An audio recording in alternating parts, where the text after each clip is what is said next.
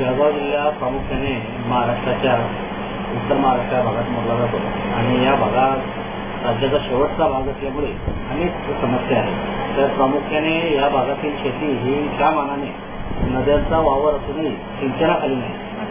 जसं इथे तापी नदी, गिरणा नदी, पूर्णा नदी विदर्भातून या भागात येते आणि छोट्या मोठ्या वाघूर नदी अशा भरपूर नद्या आहेत. त्या तुलनेमध्ये एखादं मोठं धरण जळगाव जिल्ह्यामध्ये नसल्यामुळे शेतकऱ्यांना त्याचा फारसा फायदा झालेला नाही. परंतु रावेर, यावल ही जी तालुके आहेत या तालुक्यांनी स्वतंत्रपणे किमान 500 फूटपर्यंत विहिरी करून आपली शेती खूप चांगल्या पद्धतीने त्या भागामध्ये डेव्हलप केली आहे. उर्वरित भागामध्ये जर म्हटलं तर चाळीसगाव वगळता बाकी तालुके हे ड्राय तालुके म्हणून ओळखले जातात. तरी शेतकरी बांधवांनी केलेली प्रगती निश्चित वाखाणण्याजोगी आहे. आणि थोडंसं राजकीय दृष्टीने जर म्हणायचं म्हटलं तर पश्चिम महाराष्ट्र आणि इतर याच्या तुलनेत उत्तर महाराष्ट्राची आमदारांची ताकद कमी आहे. त्यामुळे थोडा विकासाचा अनुशेष अद्यापही बाकी आहे. गेल्या 60 वर्षाच्या स्वातंत्र्याच्या कार्यकाळात जरी आपण म्हटलं तर याकडे जर राज्य शासनाने लक्ष वेधलं तर जळगाव जिल्हा आणखी सुजलाम सुफलाम होईल याचे मला वाटते. जर जळगाव जिल्ह्याची वैशिष्ट्य जर आपण म्हटली तर प्रामुख्याने या भागामध्ये जी शूर मर्दानी झाशीची राणी तिचा माहेरघर असलेला जळगाव जिल्हा म्हणून संपूर्ण देशात ओळखला जातो. बारोडा तालुका हे झाशीच्या राणीचं माहेरघर होतं. त्याचबरोबर पाटणा देवीचं जंगल या ठिकाणी आहे. त्यानंतर फरकांड्याचे 300 मनोरे या ठिकाणी होते की एक मनोरा हलवला की दुसरा मनोरा त्याचा हलायचा.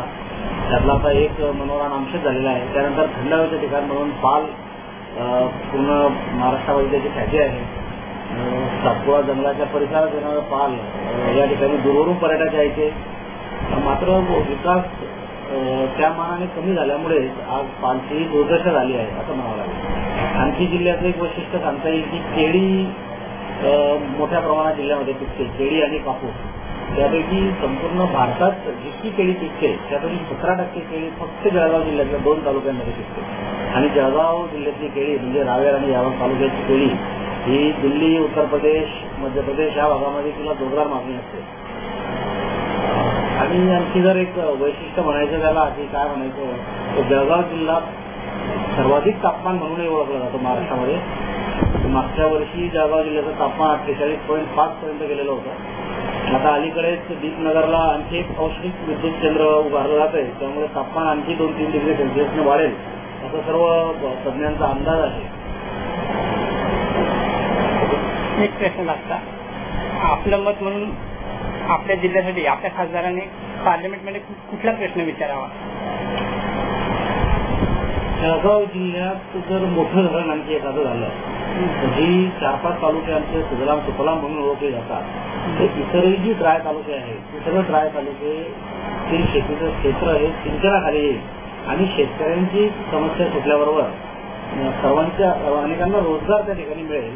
आणि दुसरा महत्वाचा विषय म्हणजे जळगावला MIDC एरिया आहे. मात्र त्याला स्वतंत्र असं दर्जा किंवा स्वतंत्र त्याची काय सवलती अशा नाहीयेत. 1970च्या सुमारास जळगाव जिल्ह्यामध्ये उद्योग कातरांना खूप मोठ्या प्रमाणामध्ये सवलती होत्या.